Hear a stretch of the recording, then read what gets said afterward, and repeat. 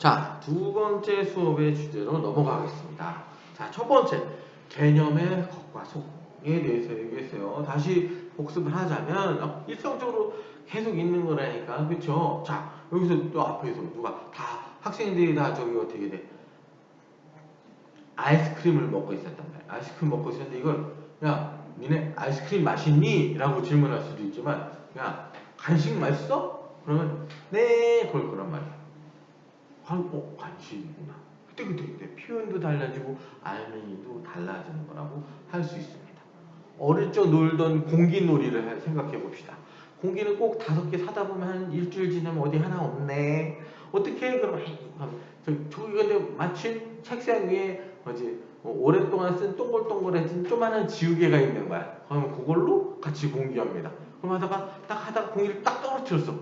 근데 그 지우개로 가능합니다. 너 공기 떨어뜨렸네? 너 졌어? 이제 내 순서야? 라고 얘기합니다. 지우개인데? 물리적으로? 그죠? 그런데 그때 그 하는 순간에는 그게 지우개가 아니라 공기알로 역할을 하잖아요. 그렇게 달라지는 겁니다. 늘 있는 거예요. 이게 아주 유명한 얘기야. 기출지문이야, 국어. 기출지문을 응용해서 선생님이 얘기해 준 거야. 언어란 무언가, 개념. 왜 다투나? 라는 거를 내 생각의 개념, 저 사람의 생각의 개념을 각자 공통된 기호를 통해서 막 다투는 거야. 허튼 짓이야. 그런 짓 하지 마시고 네가 이렇게 생각하는 내가 생각하면 좀 달라서 조절을 하시면 안 싸우게 되고 싸움의 양이 훨씬 줄어들게 되는 거야. 근데 그걸 싸우죠. 이거 인식을 못하니까. 하시면 우리가 언어와 문학을 통해서 삶의 갈등을 줄입시다. 아시겠죠? 자, 두 번째 주제는 아까 이틀에 대해서 할 수 있는 두 번째 주제, 바로 배경. 어떻게 된다고요?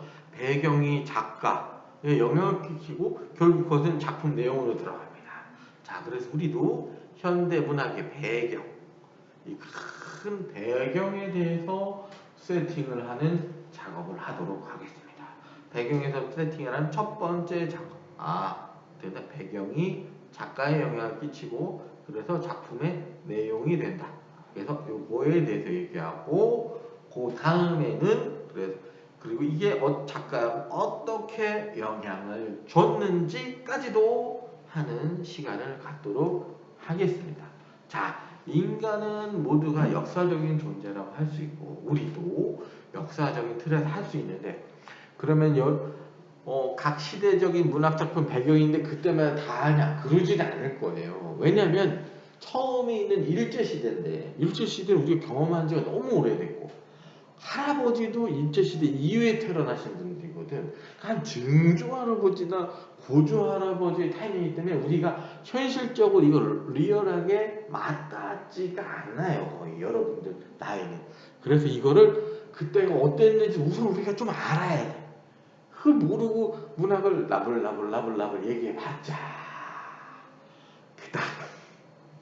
그닥 소용이 없다라는 측면입니다. 아시겠죠? 그래서 그거를 동영상을 2개를 볼 거야. 2개를 보고 그게 우리에게 어떤 의미가 있는지까지 얘기하도록 해서 이번 주제는 바로 뭐냐면 우리의 역사적인 배경, 일제시대의 세계사. 일단 또 우리는 일본이 일본대로 마음대로 움직이고 우리는 우리대로 마음대로 움직이는 게 아니라 세계사의 흐름 속에서 움직이기 때문에 세계사의 흐름 속에 우리 문화의 배경은 어떻게 됐는지 한번 살펴보는 동영상을 보도록 하겠습니다. 자, 지금 배경하고 있는 겁니다. 알겠지? 배경 1. 그 다음엔 다 동영상 2개를 볼 거야. 그 다음에 선생님이 배경이 작가에게 어떻게 영향을 끼쳤는지 2. 이렇게 나눠서 하면 됩니다. 오늘은 3개. 개념에 대해서. 그리고 배경에 대해서. 일제시대. 그래서 작가들이 어떻게 반응했는지. 그런 거 있잖아. 똑같은 맛있는 걸 먹어도 어떤 애는 맛있다. 어떤 애는 너무 맛있어. 아무 말도 안 할 수도 있는 거 아니야. 작가마다도 반응이 또 제각각이겠지. 같은 시대적 배경이지만요. 알겠지? 그걸 접근하시면 되겠습니다. 자, 그래서 한번 보겠는데, 자,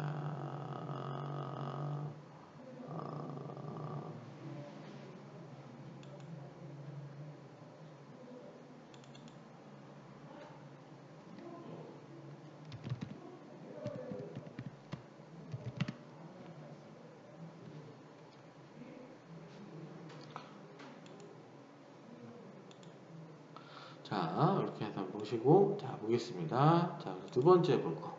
자, 세계 대공황에 대한 겁니다.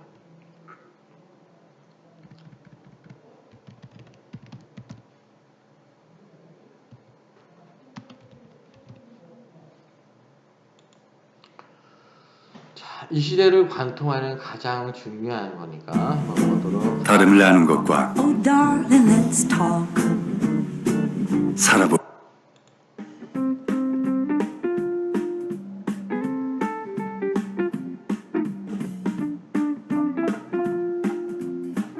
미국은 1920년대에 이르러 역대 최대 호황을 맞이하기 자, 잠깐 멈추죠.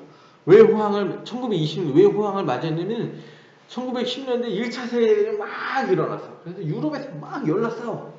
유럽이 싸우고 있으니까 공장이 없잖아. 그럼 그 물건 막 전쟁을 엄청 많이 사용해야 되잖아. 무기뿐만 아니라 식량 그런 거. 이때 부자가 된 나라 딱 두 나라가 있어요. 바로 미국이랑 또 한 나라를 알아야 돼요. 일본입니다. 일본은 영국, 프랑스 편이었어요. 물론 미국하고도 친했죠. 왜?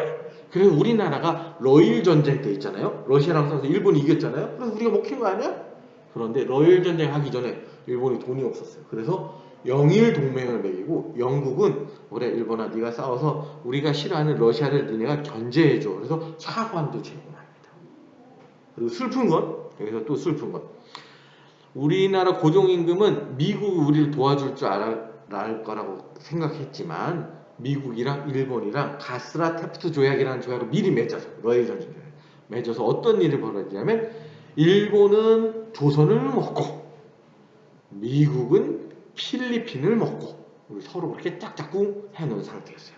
그러다 2차 세계대전이 일어나니까 유럽은 불바다가 됐잖아. 그래서 미국이랑 일본이 엄청나게 공업을 생산하면서 자본주의가 발달하게 됩니다. 자, 그렇게 잘 발달하다가 이런 일이 대공황이 터지는데요. 시작하였는데 사람들은 이 시기를 미국이 완전히 미쳐 돌아버린 시기 광란의 20년대라고 불렀다. 제1차 세계대전 당시 자신들의 대륙에 온갖 폭탄과 생화학 무기를 퍼부었던 유럽과 달리 본토에 아무런 피해도 입지 않았던 미국은 막강한 산업력과 전후 보상이라는 어마어마한 시너지를 통해 명실상부 세계 초강대국으로서 거듭나게 된다. 이 시기에 미국은 석유, 자동차, 화학제품, 전기, 라디오, 영화, 음악 등등 어떤 사업이든 간에 건드리는 족족 폭발적인 성공을 이뤄냈고 실업률은 4%라는 경이로운 수치를 기록하였다. 또한 제1차 세계대전 동안 욕구를 통제당했던 젊은 세대들은 술, 섹스, 그리고 재즈에 심취해 욜로를 만끽하기 시작했다. 미국의 보수층이 이에 경악하며 술 판매를 금지하는 금주법이라는 미친 법을 제정하였으나 오히려 이 시기의 술 수요량은 역대 최대를 기록하며 보수파들에게 빅여 이런 거야. 야, 인간이 현실을 알아. 인간이 인류가 술을 안 먹고 살 수가 있겠니? 그래서 공식으로 술을 못 먹게 하니까 어떻게 돼? 뒤에서 몰래 술을 만들어 막 팔아. 그러니까 이윤이 엄청 많아. 그래서 생긴 게 바로 마피아 깽단이야. 거기랑 연결되는 거야. 깽들. 왜 거기서 깽들이 그러면 이제 돈이 어디 있어? 요때 술을 몰래 만들어 팔고.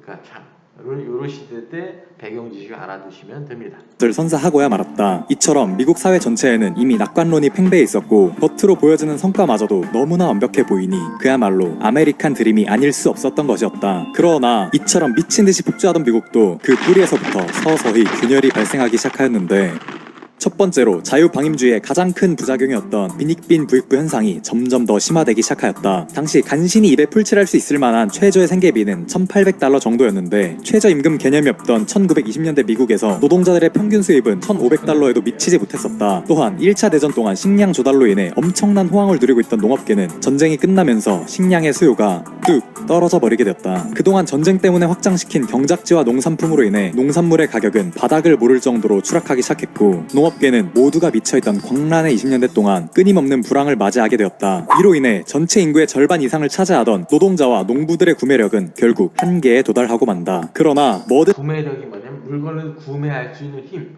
한마디로 사람들 주머니 속에 돈이 떨어졌다 이 얘기입니다. 선생님 뭐 하고 있는 거예요? 구매력인 개념에 알매력을 채워놓고 있는 거죠. 그걸 추상어든 어떻게 해야 된다? 내 말로 돈 이렇게 자꾸 이걸 작업을 여러분이 하셔야 돼요. 당연히 모르면 질문해야 돼요. 이게 뭐예요? 하면 내 말로 정리해놓고 그 사전으로 해봤자 소용없고 하기만 하면 대박이 터질 것이라는 낙관주의에 미쳐있던 기업들은 지금보다 더 많은 돈을 쓸어담기 위해 공장에서 쉴 새 없이 상품을 찍어내고 있었다. 이렇게 공급이 수요를 급격히 추월해버리는 현상은 이미 끔찍한 결과를 암시하고 있었다. 걷잡을 수 없이 커져가던 낙관주의는 결국 부동산과 주식시장의 투기 물건을 계속 만드는데 사람들이 살 수 있는 힘이 없어지는 거야. 물건이 흔해지잖아. 안 사게 될 거 아니야. 로까지 번지게 되었고 자본가, 노동자, 농민, 운전기사 할 것 없이 모두가 빚을 끌어오면서까지 투기를 벌이기 시작했다. 누구든 넣기만 하면 무조건 따따블이라고 확신했기 때문에 부동산의 버블은 미친 듯이 커져갔고 주식은 실제 가치보다 지나치게 높게 평가되어 거래되었다. 마치 코끼리가 의자 끝에 올라서 있듯 위태위태했던 경제 구조는 겉으로 보기에는 너무나 찬란하고 끝없이 번영하는 것처럼 보였다. 오늘날 우리 미국은 어떠한 나라보다 빈곤에 대한 마지막 승리를 눈앞에 두고 있다. 1929년 허버트 후보 대통령의 취임사는 너무나도 확고한 자신감에 차 있었다. 그리고 1929년 9월 3일 다우지수는 381.17을 기록하며 절정을 이루게 된다. 모두가 위대한 미국을 외치며 앞으로의 행복한 미래만을 떠올리고 있던 상황이었다. 1929년, 20년대 말은 이렇게 이제 갑자기 빰빰빰. 그러나 같은 시기 미국 산업을 견인하던 철강, 자동차, 건축 분야의 생산력은 수요 하락으로 인해 점점 기울어져 가기 시작했고 이는 마침내 부동산까지 흔들어 버리게 된다. 이상한 조짐을 느낀 해외 투자자들이 가장 먼저 발을 빼기 시작했고 이후 미국인들 사이에서도 무언가 이상하다는 느낌이 조금씩 밀려들기 시작했다. 이러한 불안감은 결국 900만 명이 넘는 투자자들에게 모든 것을 잃게 될 것이라는 두려움을 선사했고 결국 누구 할 것 없이 서로 앞다투어 주식을 팔아치우기 시작했다. 1929년 9월 3일 381.17이라는 역대 최대의 신기록을 세웠던 다우지수는 고작 한 달 뒤인 10월 24일 230.07이라는 대폭락을 이루고 만 것이다. 이날이 바로 대공황의 시작을 알린 검은 목요일이다. 하루에 수천 개의 기업이 증발해버렸고 노동자들은 전부 실업자가 되었다. 주식을 위해 수백만의 대출을 끌어모았던 투자자들은 맨해튼의 고층 빌딩 위에서 앞다투어 몸을 던져버렸다. 세계 총 생산량의 42%를 차지하던 미국이 작살이 나자 이후 유럽을 비롯한 다른 국가들까지 도미노처럼 모조리 쓸려 내려가기 시작했다. 이렇게 미국이 개작살이 나고 있는 와중에도 당시 대통령이었던 후보는 아직도 정신을 차리지 못하고 있었다. 실업자들과 굶주린 자들을 구제해야 한다는 미국 내 여론에도 그것은 공산주의 빨갱이들이나 하는 것이라며 끝까지 반대를 하고야 만 것이다. 그러는 동안 미국의 경제는 계속해서 박살이 났고 1932년 미국 노동자의 4분의 1이 실업자로 전락했다. 한편 진짜 공산주의자들은 물 만난 물고기 마냥 팔딱팔딱거리며 우리의 위대하신 마르크스님의 예언이 옳았다면서 공산주의의 미국이 탄생하기를 두 손 모아 기도하고 있었다. 그러나 1933년 3월 이러한 판세를 뒤집을 난세의 영웅이 등장하게 되는데 바로 대선에서 후보를 밀어내고 새롭게 당선이 된 프랭클린 루스벨트였다. 자, 여기까지 안 보겠다는 뜻이 아니라 잠깐 멈춰서 보시면은 이게 큰 흐름을 알아야 돼. 간단한 거야? 간단해? 어떻게 되냐면 이렇게 알아야 돼. 아, 여러분 지금 방금 전에 보셨지만 어떻게 돼? 이건 굳이 적을 필요 없어. 29년에 20년 끝날 때 대공황이 일어났어. 스토리가. 근데 중간중간에 뭐 공산주의자 어떻게 하나 나왔잖아. 자, 어떻게 되냐면 이렇게 생각하면 1차 대전은 1차 대전이라서 10년대야. 1910년대. 이렇게. 그 끝날 때쯤에 뭐가 생기냐면 러시아에서 공산주의 혁명이 일어나. 1910 연도 안중에 17년에 공산주의 혁명이 일어나. 그래서 20년대가 되면 항상 전 세계적으로 공산주의를 좋아하느냐 자유주의를 좋아하느냐로 나눠지게 되는 게 상황이. 자, 어떻게 돼? 1차 대전 끝날 때쯤에 공산주의 혁명이 일어나서 러시아는 어떻게 되면 공산주의 혁명이 일어난 다음에 나 이제 1차 세계대전 나 상관 안 할 거네? 니들끼리 싸우고 휙 빠져버려요.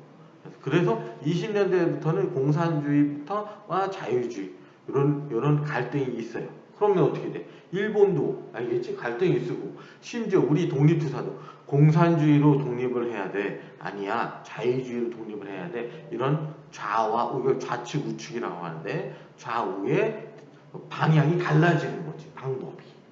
이렇게 되는 거야. 그런데 그러니까 쉽게 얘기하면 10년대 끝에 연도 안중에 공산주의가 나오고 20년대 끝에는 대공황이 발생하는 거야. 그럼 이걸 해결하고 싶어 하잖아. 해결하고 싶어 하는 여기에는 없지만 세 가지 길이 나오는 거야. 그 세 가지 길이 방금 전에 했던 공산주의는 공산주의대로 이걸 해결하려고 합니다. 그리고 미국의 자유주의는 시장을 좀 바꿔야겠다. 지금 이제 곧 배우게 그렇게 알고. 마지막 세 번째 뭐야? 그런 거 몰라? 자, 바로 뭐야? 독재 전체주의. 바로 나치. 사회주의 나치. 알겠지? 히틀러.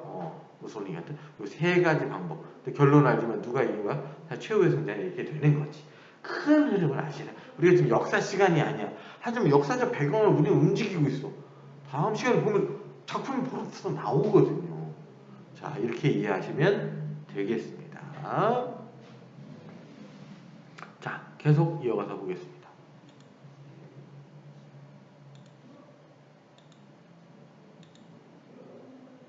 only thing we have to fear is fear itself.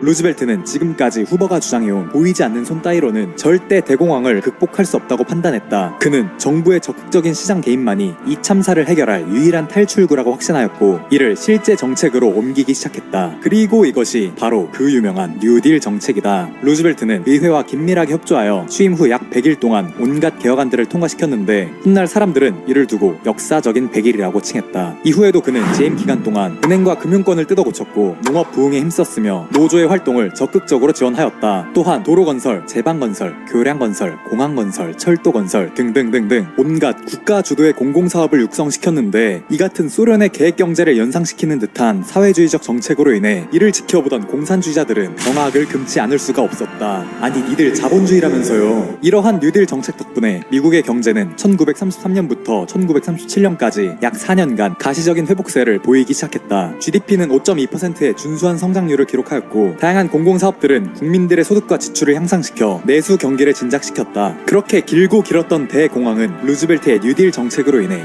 결국 막을 내리기 시작했다. 그러나 1937년을 기점으로 불황은 또다시 미국을 휩쓸고 말았다. 줄어들었던 실업률은 급격히 치솟아 20%를 기록하게 되었고 10년간 지속되던 흉년은 농민들을 끊임없이 괴롭혔다. 또한 대규모 공공사업이 발생시킨 재정 적자는 이전과 같은 과감한 정책 시행을 주저하게 만들었다. 이처럼 미국이 또다시 경기 불황에 직면하게 되자 뉴딜을 못마땅하게 여기던 보수파들이 일제히 루즈벨트를 비난하고 나서기 시작했다. 이렇게 대공황 시기 동안 경기 회복을 이끌었던 루즈벨트의 뉴딜 정책은 결국 한계에 직면하고 말았다. 그야말로 대공황 속 또 다른 공황이 생겨버린 것이었다. 그렇게 루즈벨트가 경기 불황으로 인해 골머리를 썩고 있던 와중 갑자기 이 녀석들이 튀어나오게 된다. 히틀러를 필두로 한 나치 독일이 폴란드를 미친듯이 두들겨 패기 시작한 것이다. 10년 동안이나 지속되던 불황은 유럽 대륙에 파시즘이라는 끔찍한 괴물을 탄생시켰고 베르사유 체제와 대공황으로 나라 경제가 파탄이 났던 독일에서는 나치당이 집권하는 결과를 자아냈다. 이렇게 제2차 세계대전이 터져버리게 된 것이다. 미국은 또다시 중대한 기로에 놓이게 되었다. 참전을 해야 하나? 중립을 시켜야 되나?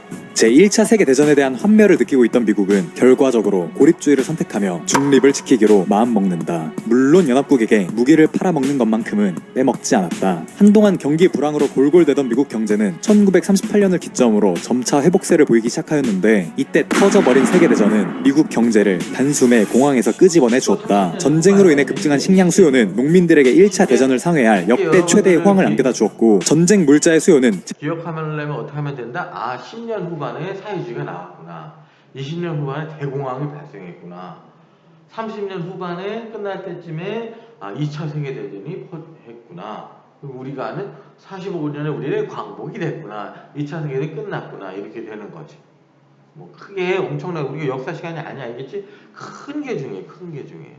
자, 그런데 이때는 미국이 이렇게 하게 되는데 이제 일본은 곧 다시 또 보게 되겠지만 일본은 달라져. 이번에는 어떻게 독일 편이야. 영국, 프랑스, 미국과 반대였단 말이야. 우리가 알다시피 히로시마에 그래서 이제 패전국이 되는 길이 걷는데 곧 좀 있으면 보게 됩니다. 자, 이제 마저 더 봅시다. 제조업 분야의 폭풍 성장을 불러일으켰다. 자동차 회사들은 항공기를 생산해 팔아치우기 시작했는데 한창 때는 폭격기를 1시간에 한 대꼴로 찍어내는 엄청난 위험을 보여주기도 하였다. 이 밖에도 조선, 알코올음료, 섬유, 식품 가공 등 한동안 시무룩해 있던 수많은 산업들이 전시 수요 증가를 통해 하나 둘 생기를 되찾아가고 있었다. 전쟁 너무 좋다. 그리고 1941년 일본의 진주만 공습 이후 미국은 고립주의를 깨부수면서 본격적으로 추축국을 작살내고 추측은 독일, 일본이 진주만 공습을 했죠. 거기까지 아실 거예요. 근데 이게 엄청난 이거 왜? 봐봐요. 그럼 그 미국이 참전하면서 미국 남자들도 다 가. 유럽 남자들도 전쟁해, 미국 남자들도 전쟁해. 그러니까 이거 듣는 여학생들은 근데 이제 막 전쟁을 물꼬를 막 만들어야 되잖아. 지금 전쟁 나기 전에 세계 최고의 비행기가 제일 많이 났던 나라는 일본이었어. 근데 일본이 꼼짝도 안 되는 걸 왜? 지금 만든 개수교 중에 만들 수 있는 능력. 미국은 엄청나게 빨리 만들 수 있어. 남자들은 다 보고 군대 가고 어떡하지? 이때 여성들이 이제 본격적으로 직업을 갖게 되는 겁니다. 그래서 2차 세계대전을 통해서 여성의 권리와 능력이 크게 높아지는, 그래서 페미니즘에서 여성의 권리를 주장할 수 있는 어떤 기초가, 토대가, 이제 여자들이 이제 집에서 빨래 밥만 하는 아줌마들이 아니게 되어버린 겁니다. 왜? 남자들은 군대 가야 되니까 유럽으로 가고 막 지금 바로 곧바로 좀 이따 6.25 전쟁 이러면서 미군은 또 참전하고 이러면서 그런 일이 벌어졌습니다. 그리고 사회적 변화다. 미국은 그랬고 보시기 바랍니다. 추측국은 이제 일본도 포함되는 거죠. 보자 마음 먹었다. 여러 산업들이 번창하며 실업률이 하락하던 와중에 1,000만 명이 넘는 인구가 전쟁에 동원되어 유럽과 태평양으로 파견되었다. 그 결과 종전 직전에 이르렀을 때 미국은 완전 고용이라는 대성과를 이루어내었고 길고 길었던 대공황을 완전히 빠져나오게 되었다. 또한 이후 미국 사회는 대공황 당시 루즈벨트가 보여줬던 뉴딜 정책을 이어받아 자본주의에 사회주의적 요소가 들어간 혼합 경제 체제로 성격이 변화하게 된다. 공산주의자들의 눈알을 튀어나오게 만들 자본주의의 대혁명이 일어나게 된 것이다. 그 이후로 미국은 냉전, 오일 쇼크, 대침체를 겪으면서도 끊임없이 살아남아 21세기 오늘날까지 세계의 중심으로서 명목을 이어가고 있다. 그랬구나. 자, 이렇게 해서 한번 살펴보고요. 이걸 한번 다시 요약해 보겠습니다. 하고 이제 정리하면서 마무리하도록 하겠습니다. 자, 어떻게 된다? 정리하면서 마무리하도록 하겠습니다. 자, 봅시다. 자, 볼게요. 어떻게 됐다? 자, 간단하다. 정리해보자. 자, 10년대 후반에 어떻게 됐다? 후반의 일이야. 우린 역사는 좋은 게 결과를 알잖아. 미국 이겼고 우린 해방해서. 그게 45년이야. 10년대, 20년대, 30년대 있는데 각각의 끝에 뒷부분에 체크. 뭐가 된다? 그렇지. 사회주의, 공산혁명이 일어난다. 나눠지게 되겠지. 좌와 우로 나눠지게. 그 다음에 어떻게 대공황이 발생한다. 그래서 어떻게 돼? 세 가지로 나름대로 극복하려고 한다. 그 중에서 어떻게 돼? 미국의 자유주의는 어떻게 돼? 뉴딜 정책으로. 이거 시사점이 있어. 한마디로 얘기하면 사회주의, 공산주의 요소를 살짝 받아들인 거야. 그러니까 내 약점을 하면 남의 장점을 약간 취합할 필요가 있었던 거지. 그게 뉴딜 정책이야. 이렇게 해서 발전을 하게 되고 30년대 후반 뭐였대? 그렇지. 2차 대전이 일어났다. 2차 대전이 일어나서 미국이 참전하게 되고 일본은 이쪽이 있게 된다 이거지. 이렇게 이해하시면 되겠습니다. 아시겠죠? 이렇게 세계사적 맥락을 정리해 보도록 하겠습니다. 여기 자유주의, 여기는 여전히 공산주의 길이 있었고 맨 마지막 이쪽은 바로 뭐야? 여기가 1, 여기가 2, 여기는 3번은 바로 뭐야 이제? 파시즘, 나치당이 되는 거지. 그래서 얘네가 이제 2차 대전을 일으키는 거지. 2차 대전을 일으키게 되는 것입니다. 여기까지 정리된 상태에서 일단 여기까지 멈추고 필기를 한번 해보시기 바랍니다.